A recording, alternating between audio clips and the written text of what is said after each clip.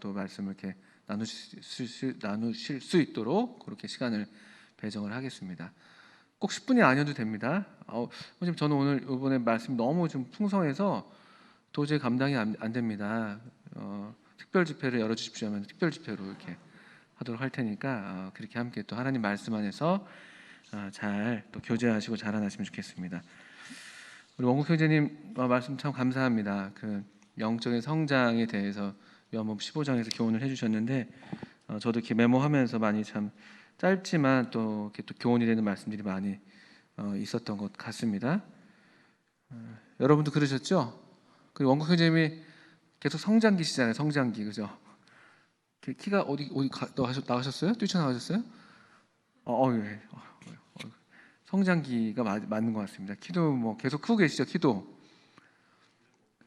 이제 멈추셨습니까? 그러나 영적으로는 계속 성장하시는 것 같아서 예. 어쨌든 키가 많이 부럽습니다. 예. 자, 우리 오늘 이 시간은 데살로니가 전서 우리가 지난 그 MT 그 전까지 해서 이제 5장까지 본문을 마쳤었고요.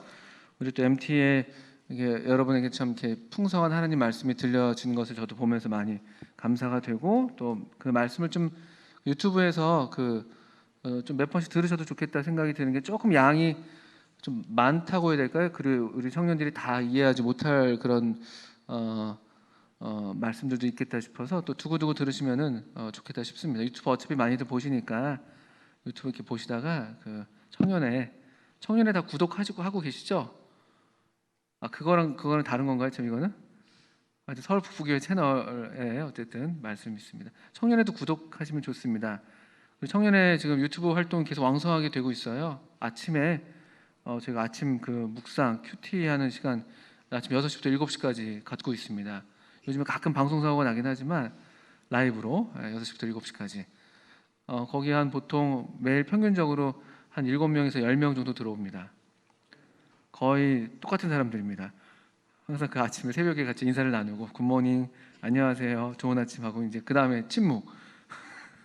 어쨌든 그런 활동들 하고 있는데요. 어쨌든 여러분들 또 같이 하나님 말씀을 계속 읽고 교제하는 그런 기쁨들을 빼앗기지 않으시면 좋겠다 싶고 또 아까 우리 영적인 성장에서 중요한 게 우리 하나님 농부이신 하나님께서 그 포도나무 되신 아드님을 우리에게 보내주셨고 성령님을 보내주셨고 하나님 말씀이 성경을 주셨고 그리고 함께 자라나는 성도들을 주셨다 이런 얘기 했었어요. 그래서 이게 혼자서 자라나는 법이 없습니다. 특별히 이 하나님의 생명에 있어서는 더더군다나 그렇기 때문에 어찌하든지 여러 모양으로 계속 함께하시고 기회를 잘 이렇게 살리셔서 그래서 여러분들의 어떤 성장의 기회를 이렇게 잃지 마시고 또 계속 함께 자라나는 그런 기쁨들 또 자라는 걸 보면서 서로 이렇게 격려하고 또 이렇게 같이 이렇게 기뻐하는 그런 시간들이 많으시면 좋겠습니다.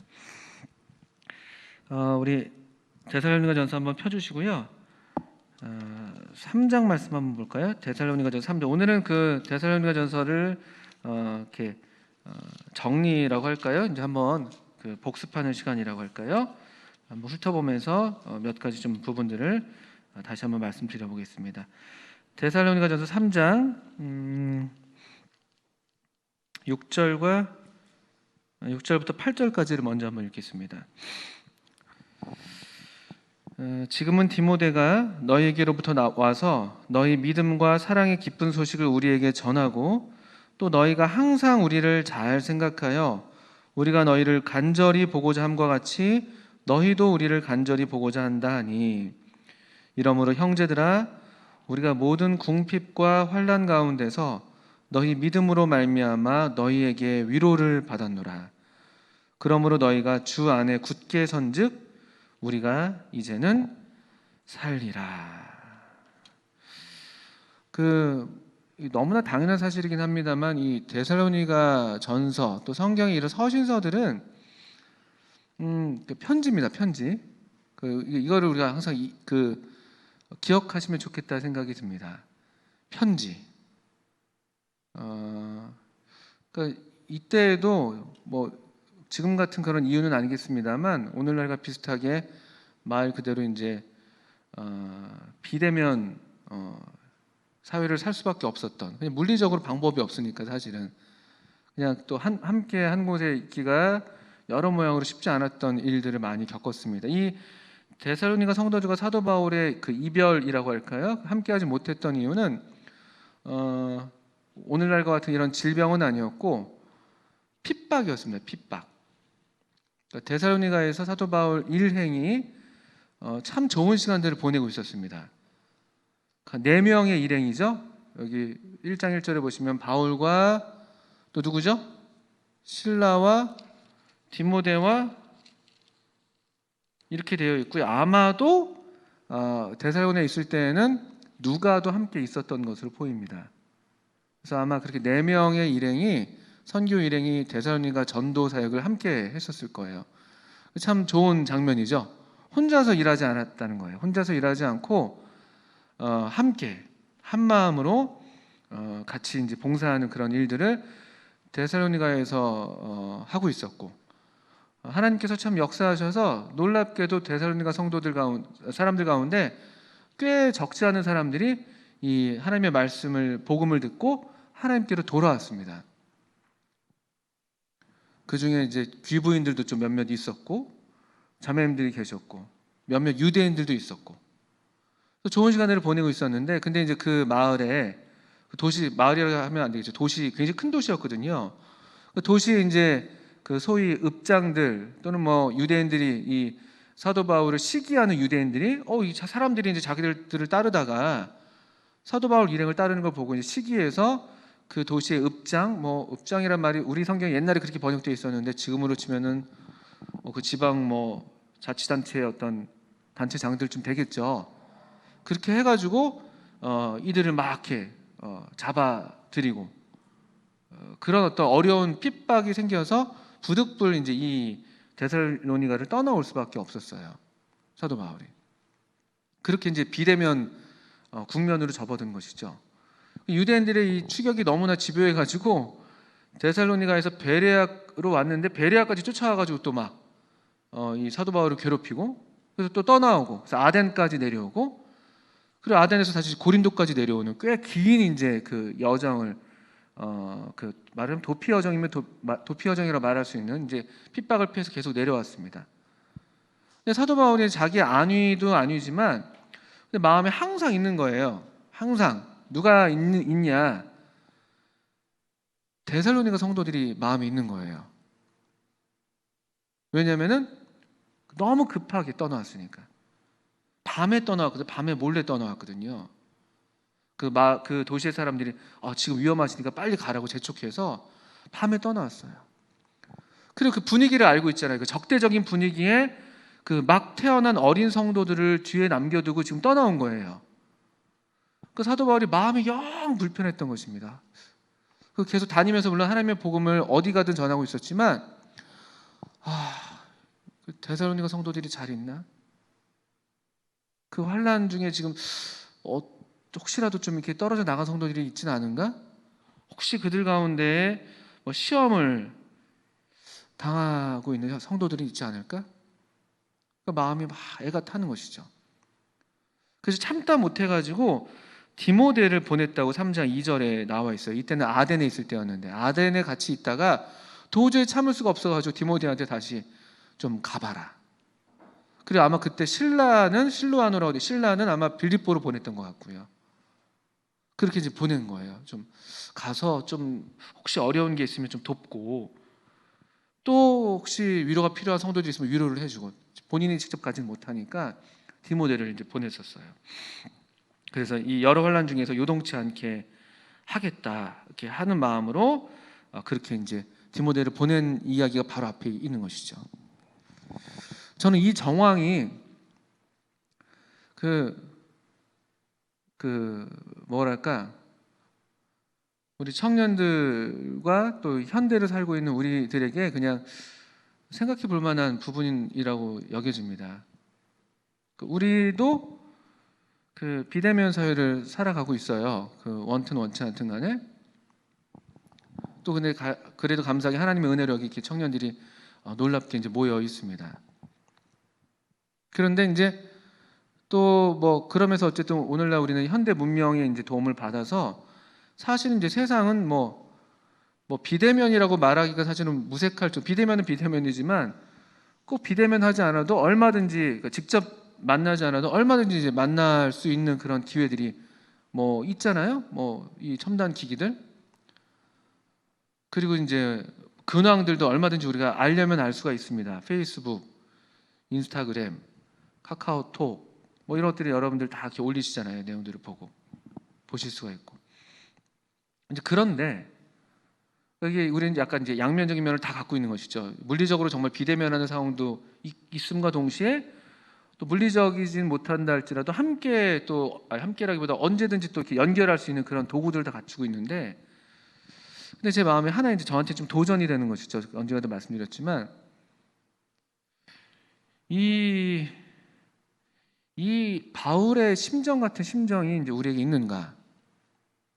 무슨 말인가 하면 우리는 정말 이렇게 내 마음 가운데 누군가 돼 있어요. 마음에 누군가 다 품고 삽니다. 사람은 어쩔 수 없이 뭐 누군가를 갈망하고 원하고 예배하고 그렇게 지어진 존재예요, 원래. 근데 그게 뭐 사람이 될 수도 있고 사람이 아닐 수도 있는 것인데, 우리 마음에 다 누군가가 자리를 잡고 있어요. 우리 아주 중요한 어떤 중심에. 그런데 그렇다고 할 때 우리 마음엔, 여러분들 마음에는 그 누가 있는가? 물론 예수님이 이제 제일 순위여야 됩니다. 거기에서도 우리가 사실 문제가 있을 수가 있는데, 근데 사도 바울에게는 여기 지금 우리가 3장 그 6절부터 제가 8절까지를 대략 읽었는데, 사도 바울의 마음에는 그 성도들이 있었어요. 데살로니가 성도들. 저는 이게 저한테도 도전이 되고 또 우리 청년들에게도 이 성경 말씀이 그냥 도전을 준다고 생각합니다. 마음에 누가 있습니까? 무엇이 자리 잡고 있는가? 이건 사실 굉장한 도전이에요. 결국은 하나님이든 또 하나님을 대적하는 사단이든 우리 사람을 두고 이제 싸우는 거죠. 사실은 뭐 싸운다는 표현도 좀 그렇죠. 왜냐하면 사단이 뭐 그렇게 힘 있는 존재는 아니니까. 하나님의 그 능력의 손길 아래 사단도 사실은 활동하는 수준에 머물고 있으니까요. 그렇지만 하나님도 알고 사단도 아는 게 뭐냐면요, 사람은 뭐를 이렇게 잡아야지 되는가라는 것이에요. 뭐를 잡아야 되는가? 토끼 잡으려면 뭘 잡아야 되는지 아세요? 토끼 잡으려면? 토끼는 귀를 잡으면 됩니다. 귀. 토끼는 귀를 딱 잡으면은 꼼짝 못해요. 토끼 못 잡아보셨죠, 여러분들? 참 정말. 전 토끼도 잡아보고 이렇게도 잡아보고 잡아먹기도 하고 뭐 그래. 민지 토끼 먹었나 그때? 네, 저랑 이렇게 선긋기를 딱 하십니다. 옛날에 학교에서 제가 토끼를 길렀었는데 길러서 뭐 하겠어요? 먹는 거죠 다. 무슨 얘기를? 자, 잠깐. 토끼는 이제 귀를 잡아야 돼요. 사람은 뭘 잡으면 되는지 아세요? 궁극적으로는 마음이에요. 마음. 물론 그 마음을 형성하는 마음의 무언가가 이제 채워지는 그런 통로로서 이제 우리의 감각 기관들이 사용되는 것이죠. 귀나 뭐 듣는 것, 뭐 보는 것, 주로 이제 그런 것들이 커요. 뭐 우리 실제 뭐 뇌과학적으로나 신경학적으로도 뭐 아시잖아요. 뭐 후두엽 보러 가서 뭐 어떻게 막 하잖아요. 막 이런 것들 막 측두엽 막 얘기하고 막 마음 싸움이에요. 마음 싸움. 여기 있어도, 몸이 여기 있어도, 물론 몸도 상당히 중요한데 몸이 여기 있어도 마음이 딴 데 갈 수도 있는 거예요. 그런 경우 우리 얼마나 많아요. 누굴 만나고 있는데 제 마음속에 딴 사람을 생각할 수 있는 것이고, 어딜 가 있는데 사실은 다른 마음을 갖고 있는 경우들도 많고. 이게 마음의 싸움, 마음 싸움이에요. 마음 싸움. 그리고 하나님께서 우리에게 그 기대하시는, 또 복음으로 만들어내신 이 교회에게 하나님께서 바라시는 것이 있다면, 이 교회의 심장, 교회의 마음에 하나님이 마땅한 자리에 계시는 것, 또 하나님이 사랑하시는 것에 대해서 교회도 함께 관심하는 것, 이것 외에는 사실 없어요. 솔직히 주일학교 찬송 중에 내 마음의 한 자리 찬송 여러분 아십니까? 내 마음의 한 자리, 가장 귀한 그 자리, 주 오셔서 뭐 다스리소서 주님만 나의 영광 뭐 이렇게 끝나는 찬송 같습니다. 그 한 자리가 있는 거예요. 그 한 자리, 가장 귀한 자리가 있고 그 자리 곁에 또 하나님께서는 하나님의 자리 그 유일한 한 그 왕의 보좌가 있음과 동시에 또 놀랍게도 그 보좌를 기쁘게 나누시기를 원하시거든요. 그 다른 보좌에 누가 있는가 보면 이를테면은 요한계시록 같은 데 보면 24장로들이 보좌에 앉아 있어요. 또 에베소서 같은 데 보면 우리로 그 아드님과 함께 일으키셔서 하늘에 앉히셨다는 표현들이 있어요. 기쁘게 그 보좌에 이 하나님이 사랑하신 성도들을 앉혀두고 계세요. 근데 이제 여기 이제 무지한 여기 이것을 잘 모르는 이제 경우에 이 하나님의 보좌에 대한 관심도 없고 또 하나님의 보좌와 더불어서 함께 앉아서 누리고 다스리는 성도들에 대한 관심도 없는 그런 영적인 무지가 우리에게 있을 수가 있습니다. 그는 엄밀한 의미에서 복음적인 교회가 아닌 거예요. 복음이 낳는 교회는 그 유일한 최고의 권위를 하나님께만 두고 또 동시에 하나님께서 복음으로 낳으신 교회가 뭐예요? 건물이 교회가 아니잖아요. 성도들이 함께 모이는 이 모임, 여기에 관심을 갖는, 그게 유일하고 최고의 관심인 거예요. 거기로부터 다 모든 것들이 파생되는 것이죠. 실제로 데살로니가 교회는 그런 면에서 그러니까 사도 바울이 일단 그런 어떤 심정을 품고 있었던 걸 우리가 보면서 데살로니가 성도들이 그런 교회로 이렇게 나타나고 있는 모습을 볼 때 우리가 또 이 교회 자체가 도전이 되는 것인데, 데살로니가전서 1장을 한번 넘겨보시면 사도 바울은 이제 그 중심에 이제 이 성도들이 있었기 때문에 물리적으로 함께할 수 없어서 그가 유일하게 할 수 있었던 것은 그들을 위한 간절한 기도가 있었던 것이죠. 그 감사하는 기도와 그들을 위해서 간구하는 기도들이 이 데살로니가 전서에 여기저기에 나와 있는데, 근데 데살로니가 교회는 그럼 어떻게 이 교회가 어떤 교회가 되었는가? 사도 바울이 이 데살로니가 교회를 볼 때의 그 인식을 한번 잘 보셔야 되는데 1장 1절에 보십시오. 바울과 실로아노와 디모데는 하나님 아버지와 주 예수 그리스도 안에 있는 데살로니가인의 교회에 편지하노니. 여기 중요한 특징이 어떤 이 서신서의 특징적인 면이죠. 이 교회를 뭐라고 부르고 있습니까? 좀 달라요. 고린도서 같은 경우는 고린도에 있는 하나님의 교회 이렇게 표현합니다. 고린도에 있는 하나님의 교회 편지한다. 데살로니가전서는 이걸 위치를 좀 다르게 표현하고 있죠. 어디에 있다고 되어 있습니까? 이 교회가요, 하나님 아버지와 주 예수 그리스도 안에 있는, 이렇게 되어 있어요.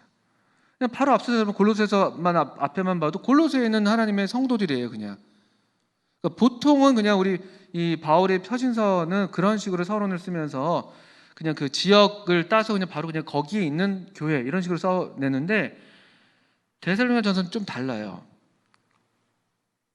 그 교회를 부르면서 데살로니가에 있는 교회 이렇게만 쓰지 않고 특별히 위치에 대해서 강조를 했죠. 이 교회가 어디에 있냐? 하나님 아버지와 주 예수 그리스도 안에 있다. 이건 아주 특이하게 기록되어 있는 호칭이에요. 어디에 있는가? 교회가 어디에 있는가? 성도가 어디에 있는 것인가? 데살로니가인의 교회라고 되어 있는데 교회는 어디에 위치하는 것인가? 물론 지역적으로 다 흩어져 있긴 합니다만 교회는 여기 보신 것처럼 하나님 아버지와 주 예수 그리스도 그 안에 있다. 이게 사도 바울이 이 교회를 향해서 갖고 있었던 인식이에요. 이게 진리입니다. 교회는 어디 있는가? 여러분이 어디에 있는가? 여러분이 사는 곳이 뭐 은평구든 뭐 어디 뭐 의정부든 또 우리가 모이고 있는 곳이 서울 도봉구 뭐 창동 서울 북부에 있든, 그럼 우리가 어디에 있는가?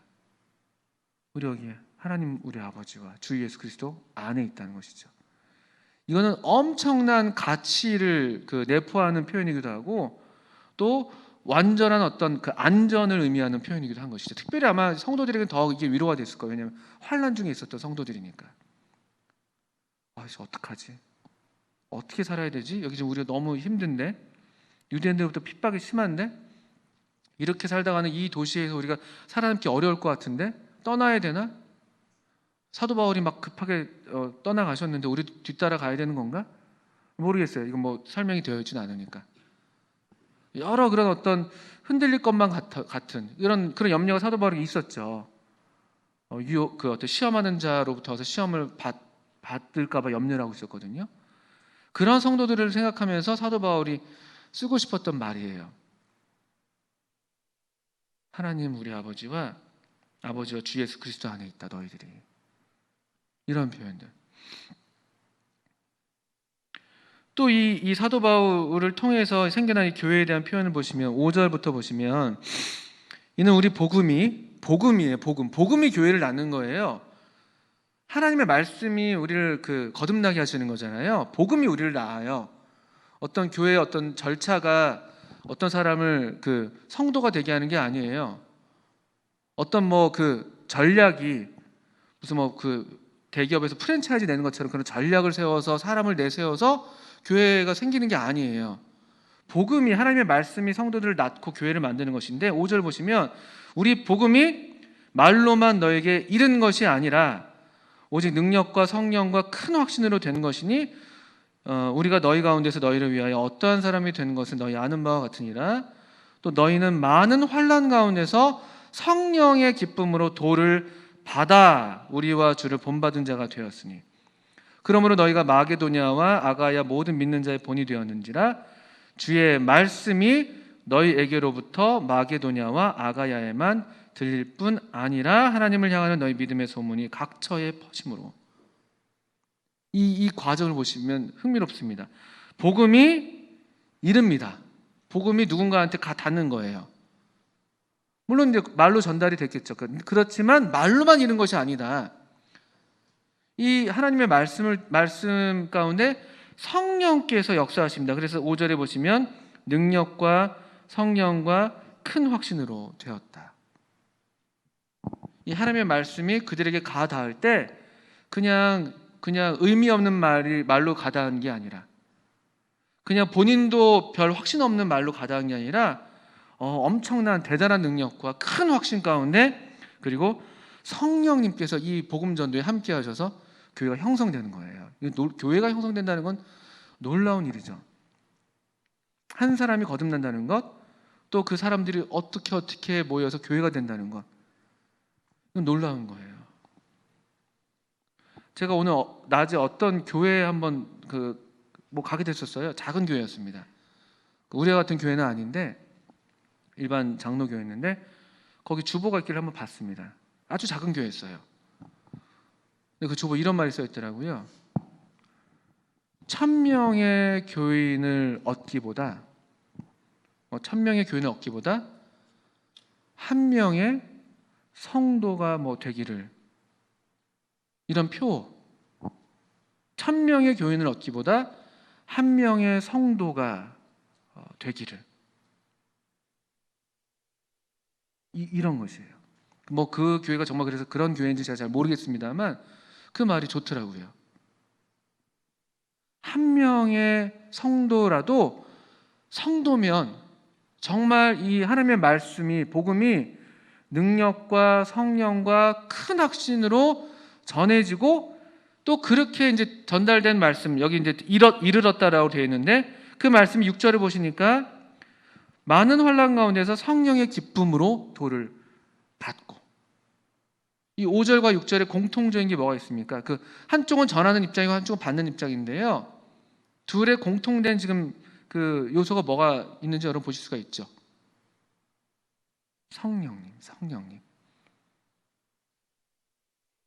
이게 교회예요, 교회.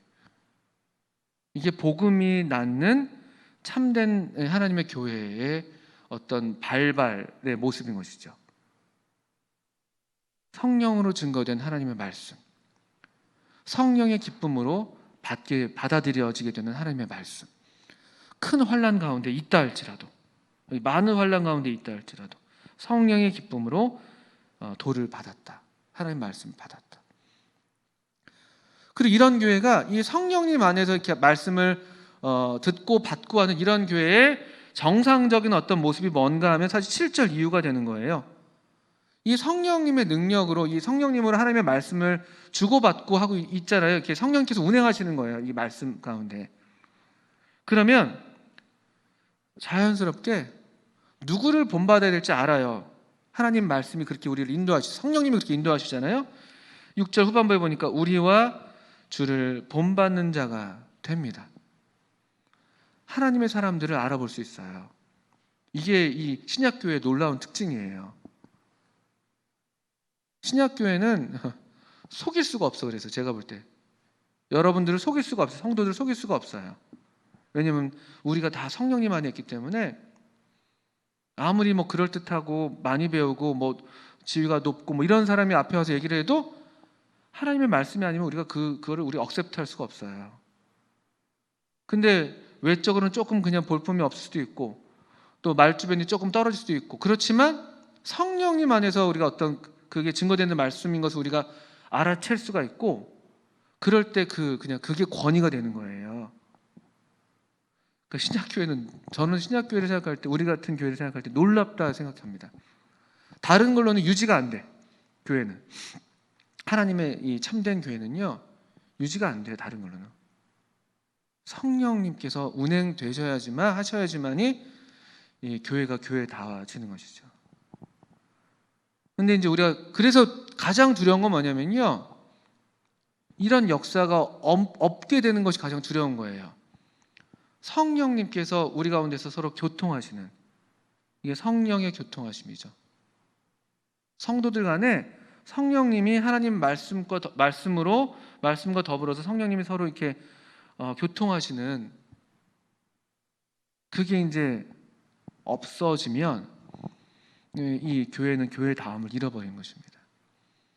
이들이 주와 또 이 사도들을 본받게 됐습니다. 자연스러운 결과예요. 사람을 따르고 그런 문제가 아니에요. 왜냐하면 사도들이 주님을 본받고 있었으니까 사실은 궁극적으로 주님을 본받게 되는 것이죠. 그러니까 이게 흥미로운 게, 그렇게 되니까 자연스럽게 그들이 이걸 추구하는 게 아니에요. 이걸 막 뭐 이렇게 비전으로 막 내세워서 우리 합시다 이런 게 아니에요. 그렇게 됐더니만 8절에 보니까, 7절부터 보니까 그렇게 본받는 교회가 되니까 그러므로 너희가 마게도냐와 아가의 모든 믿는 자의 본이 돼요. 그냥 이게 구호로 만들어내는 게 아니래도요. 우리 올해 매출액 100억 돌파합시다 뭐 이런 것들, 막 올해 우리 전성도 각성해서 300명 500명 청년 500명 됩시다, 이렇게 해서 되는 게 아니에요. 되는 것처럼 보일지 몰라도 성령님으로 말씀이 증거되고 성령님으로 말씀이 받아들여지고 마땅히 본받을 우리 주님을 그냥 우리 심령 안에서 본받기를 원하고 본받게 될 때, 그냥 그것이 그 큰 바위 얼굴처럼, 큰 얼굴 바위 아니고 큰 바위 얼굴, 제가 늘 이걸 구분합니다. 큰 바위 얼굴처럼, 그 어니스트라는 그 소년이, 찾아 읽어보세요. 단편소설. 그 소년이 자기가 그런 사람이 되려고 한 게 아니라고요. 그냥 그런 사람이 나타나면 좋겠다, 저 큰 바위 얼굴을 닮은 그런 소망이 있었고 항상 그 얼굴을 바라보고 있었죠. 항상.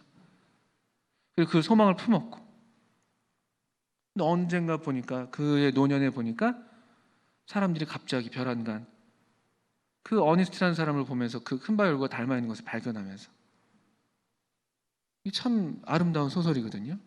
이런 모습이에요. 이게 복음이 낳은 교회인 것이죠. 그 복음이 나았기 때문에, 만들어냈기 때문에 사도 바울의 심령에도 이 교회가 특별할 수밖에 없는 거예요. 회사가 아니라고요. 내가 읽어낸 사업체 하나, 그게 아니라고요. 갈라디아 교회에서 얘기하는 것처럼 해산하는 수고를 하는 것 같은 그런 정말 사랑으로 낳은 교회였기 때문에, 이 성령께서 역사하신 것을 분명히 알고 있었기 때문에 그 교회를 생각하면 너무 마음에 이제 애가 타는 것이었죠. 이런 모습들을 볼 수가 있습니다.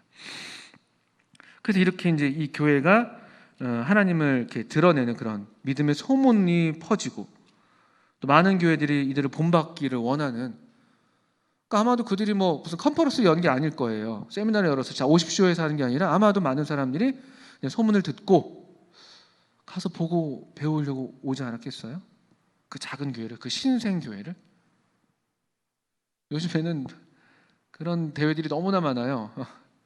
너무 많습니다. 그냥 광고가 엄청 많이 나와요. 여러분 잘 모르시죠? 그 교계, 이런 기독교계 잘 모르시겠습니다만 그냥 똑같아요. 그냥 광고, 상업 광고처럼.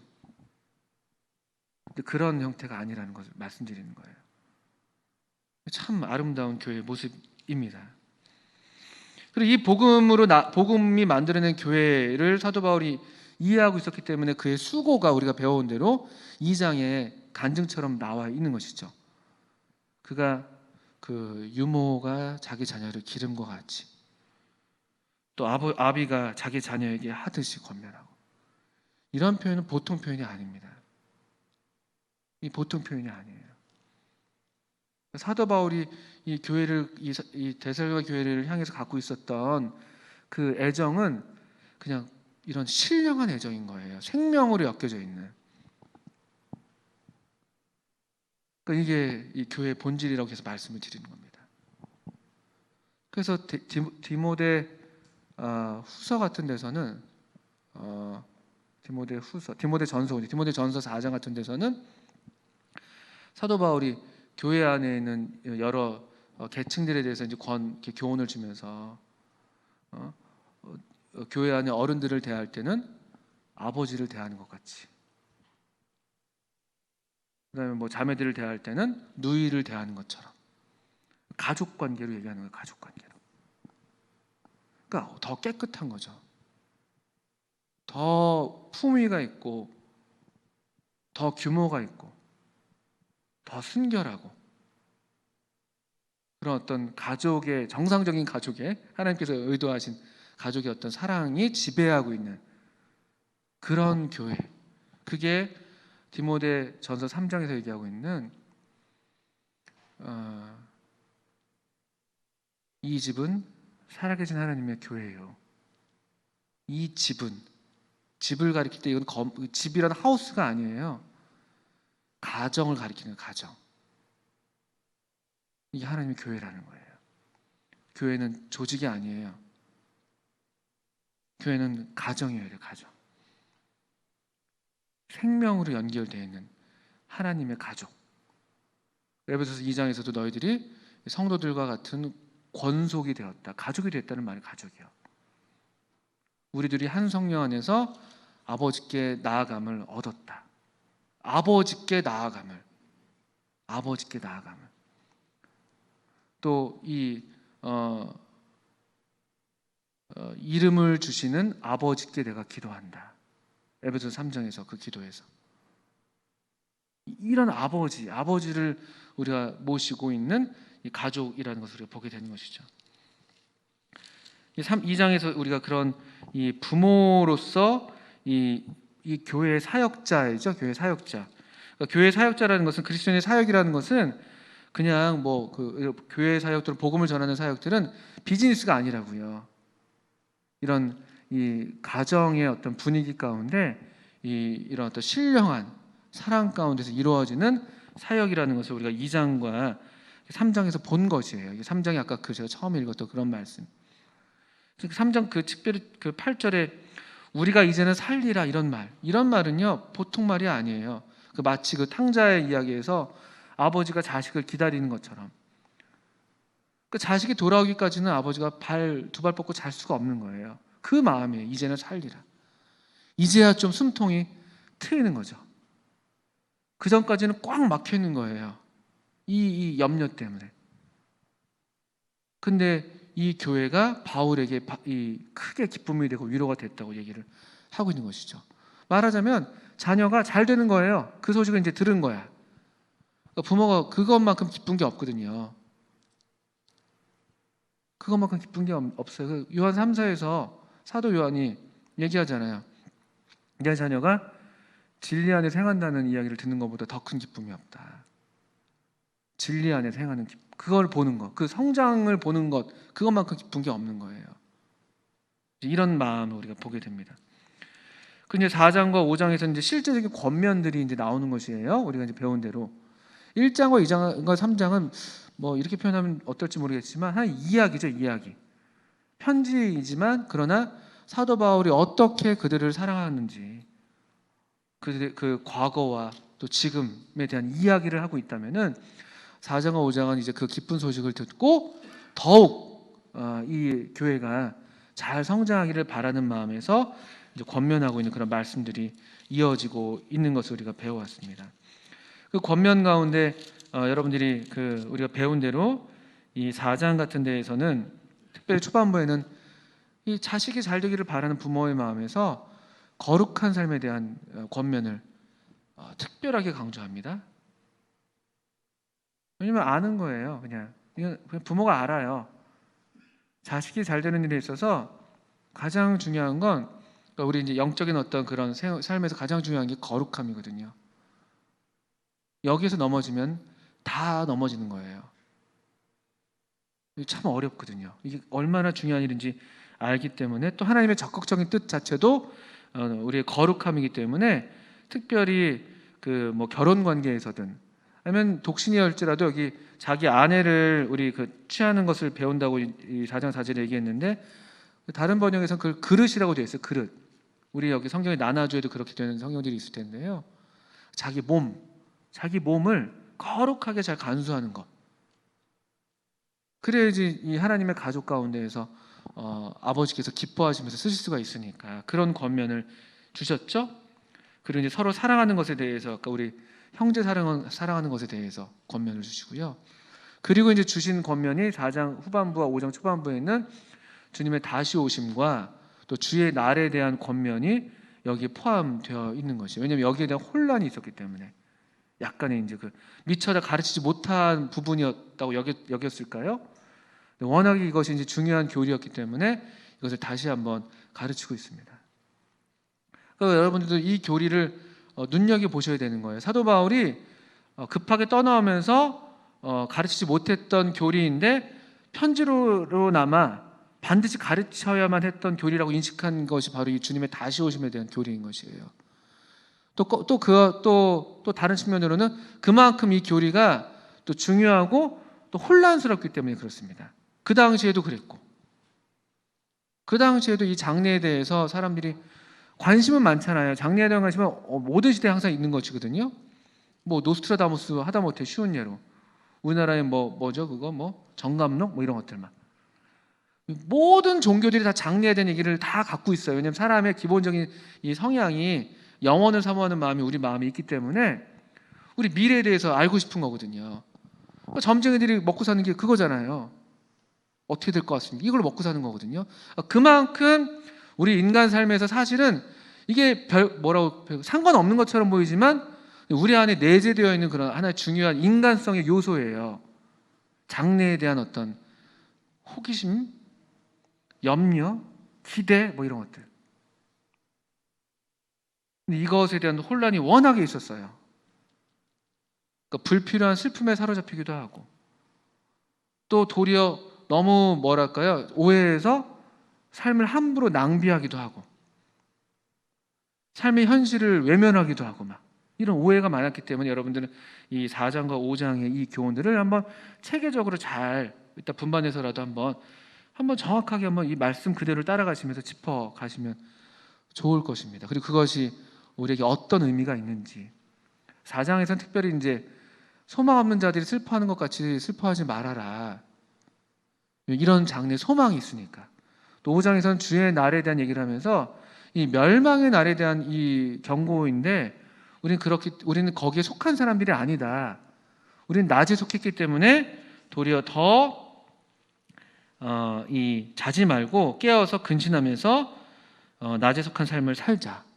그 낮에 속한 삶은 믿음과 사랑에 흉배를 붙이고 구원의 소망의 투구를 쓰는 삶, 그렇게 사는 삶이죠. 이제 그런 삶을 이 장래에 대해서 잘못 오해해서 우리의 삶이 흐트러지지 않도록 다시 잘 자리 잡는 교훈을 주고 계십니다. 그리고 이제 남은 부분에서 우리가 배운 대로 이 그리스도인 공동체, 즉 교회의 삶이죠. 이 복음으로 형성된 교회가 어떻게 살아가야 되는 것에 대해서 5장 12절 이후로 이 교회 안에서 특별히 여러분들이 그 아셔야 될 부분이라고 사도 바울이 여겼던 것이에요. 교회 안에 수고하고 있는 그런 이 사도 바울이 그랬던 것처럼 아버지와 어머니 같은 마음으로 수고하고 있는 이 장로들, 수고하고 너희를 다스리며 권하는 자들, 이들을 잘 알아봐라. 그리고 그들을 잘 공경해라. 그리고 앞에 말씀의 맥락이라면 그들로 잘 본받아라. 그리고 제일 잘하는 것은 그 장로들에게 잘하는 것도 좋지만 그 해야 될 일이에요. 너희끼리 서로 화목해라. 이거 한번 읽어보세요. 5장 13절이에요. 저희 역사를 말미암아 사랑 안에서 가장 귀히 여기며 너희끼리 화목해라. 이게 아주 재밌는 말씀이잖아요. 그 장로들에게 잘하는데 성도들한테 못하는 사람들이 있어요. 그런 사람들이 있어요. 학교에도 그런 애들이 있거든요. 선생님들한테 엄청 잘해 막. 네 선생님 알겠습니다. 내 애들이랑 맨날 싸워 막. 얘 때문에 진짜 그렇게 말이라도 예쁘게 안 했으면 좋겠어 막. 엄청 대답은 잘해요. 알죠 민지에 있어요. 많이 좋아지고 있는데, 근데 그런 거예요, 그런 거. 그러니까 여기 너희끼리 화목해라. 이게 성경 말씀이 보통 말씀이 아니에요. 이걸 성령의 기쁨으로 받아내시면은 우리도 그런 본이 되는 교회들이 되는 거예요. 그렇게 될 때. 근데 말씀을 우리가 못 받아내는 거예요. 성령님으로 못 받아요. 너희끼리 서로 화목하라고 되어 있죠. 그리고 또 이어서는 규모 없는 자들을 권계해라. 규모 없다는 건요, 게으른 사람들 또는 약간 원래 있어야 될 자리에서 벗어난, 이게 그 군사 용어라고 그러죠. 군사들이 행진할 때 자리가 있잖아요. 근데 거기 이탈해가지고 혼자서 따로 노는 애들이 있는 거예요. 그런 사람들 권계하라는 거예요. 약간 경고하라는 거거든요. 똑바로 살라고. 이게 이제 교회 안에 그런 품위와 질서가 있기 때문에 그래요. 우리가 누구나 다 사랑하지만 아무렇게나 살라고 그냥 내버려 둬서는 안 되는 거거든요. 그런 권면들이 필요한 거죠. 여기 보니까 규모 없는 자들은 권계해야 되는 것이죠. 마음이 약한 분들 위로해야 됩니다. 강한 자들이 약한 자들을 받는 거예요. 안위하고, 또 힘이 없는 자들은 붙들어줘야 되고요. 근데 이게 너희끼리 서로 화목하라는 그 말씀에 이어져 있는 거잖아요. 이런 식으로 우리가 화목을 도모하는 거예요. 너희끼리 화목하라고 할 때. 그리고 이건 일방적인 게 아니에요. 서로가 그렇게 하는 거예요. 서로. 항상 강한 사람이 있는 게 아니에요. 강할 때가 있고 약할 때가 있는 거예요. 든든히 설 때도 있지만 넘어질 때도 있어요. 사람이 다. 그런 거예요. 그런 거. 그래서 여러분들이 이거를 그냥 일방적인 관계라고 생각하시면 안 돼요. 그게 상호 의존되어 있는 거예요. 우리가 어떤 그냥 일방적인 관계는 오래 못 가거든요. 상호 의존되어 있습니다. 사도 바울도 환난 중에 있었는데 이 데살로니가 성도들로부터 위로를 받았다고 얘기하고 있고, 사도 바울도 이런 거예요. 서로 위로를 주고받는 것이죠. 이런 어떤 이 복음적인 교회의 삶인 거예요. 그러니까 지극히 수평적인 거예요. 가정이니까 그런 거죠. 가정이니까. 물론 가정에서 그 역할들이 다 있잖아요. 아버지가 아버지 역할이 있고, 이 역할들은 있지만, 그렇지만 그게 일방적인 건 아니라고요. 때가 되면 또 어떤 때는 여러분이 아버지를 붙들어줘야 될 때도 있는 것이고, 여러분이 어머니를 돌봐야 될 때도 있고, 어머니가 여러분 어릴 때 먹이셨다면은 나중에 여러분이 어머니를 이렇게 먹여 드려야 되는 그런 때가 오는 거예요. 그런 거예요. 그런 거. 가정이니까. 이런 것이 이 복음적인 교회의 삶이라고 우리가 얘기할 수가 있는 것이죠. 그래서 사도 바울의 소망이 하나 있다면 23절, 24절이죠. 평강의 하나님이 친히 너희로 온전히 거룩하게 하시고, 또 너희 온 영과 혼과 몸이 우리 주 예수 그리스도 강림하실 때에 흠없게 보존되기를 원하노라. 너희를 부르시는 이는 미쁘시니 그가 또한 이루시리라. 이게 모든 그 하나님의 일꾼들이 갖고 있는, 교회를 향해서 갖고 있는, 여러분들이 향해서 갖고 있는 그 확신과 소망이에요. 이걸 믿는 거예요. 여러분을 믿는 게 아니에요. 여러분을 부르신 분, 또 보증으로 우리 안에 두신 성령님, 보증으로 주셨다고. 보증으로요. 하나님이 떼이는 분이 아니세요. 성령님 우리 안에 두셨는데 우리가 해가지고 이걸 잃어버릴 분이 아니시라고요. 하나님이요. 하나님 엄청 꼼꼼하신 분이거든요. 계산해서 틀리시는 법이 없습니다. 이걸 믿는 거예요. 그게 우리의 소망입니다. 성도에겐 소망이 있다. 그럼 이걸 믿으십니까? 설령 이 땅에서 내가 소망한 대로 되지 않을 수도 있어요.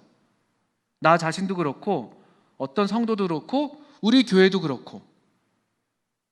소망이 있다는 말은 뭐냐면요, 그리스도 강림하실 때 궁극적으로 마침내는 우리가 놀랍게 변화될 거란 말이에요. 또 그 소망이 있기 때문에 우리가 계속 기대하고 신뢰하면서 오래 참고 바라고 믿고 참으면서 그렇게 사랑하는 삶을 살고 있는 것이지만 아직 온전하지는 못할 거예요. 우리가 여전히 부분적으로 알고 부분적으로 행하죠. 그러나 온전한 것이 올 때에는 우리가 변화를 입게 되는 거예요. 그게 소망이에요. 그게 소망입니다. 왜냐하면 오늘 아까 우리 그 원국 형제 말씀해 주셨는데 농부가 누구신데요? 농부가 아버지 하나님이세요. 나무가 누군데요? 우리가 나무가 아니에요. 포도나무는 우리 주님이세요. 우리는 거기에 붙어있는 가지죠. 가지. 잘 붙어있으면 이렇게 사랑 안에서 하나님 말씀 안에서 순종하면서 또 서로 사랑하면서 잘 붙어있으면 열매를 많이 맺으면서 우리가 제자인 것이 나타나게 되는 거예요. 과실을 많이 맺으면 너희가 내 제자가 되리라라고 되어 있는데 그 된다는 것이 그제서야 제자라는 말이 아니라 제자로서 증명되어 나타난다는 뜻이에요. 우리 데살로니가 성도들이 하나님의 교회로 그렇게 나타났던 것처럼 그냥. 가지는 할 수 있는 게 없어요. 가지가 열매 많이 맺겠다고 힘쓴다고 그 열매가 맺어지는 게 아니에요. 나무가 하는 일이죠. 농부가 하는 일이고 가지가 할 수 있는 게 없습니다. 그래서 우리가 이런 하나님 말씀을 성령의 기쁨으로 잘 받으시면서 말씀에 붙어 계시고 또 하나님의 사랑에 붙어 계시고 또 하나님 우리를 사랑하시는 것처럼 우리도 서로 사랑하는 일에 더 우리 자신을 들이시고 그렇게 친히 여러분들이 하나님으로부터 가르치심을 받으셔서 형제 사랑에 대해서는 더 쓸 말이 없다라고 말을 들을 수 있다면 그건 참 놀라운 거죠. 바라기는 저희들의 소망이에요.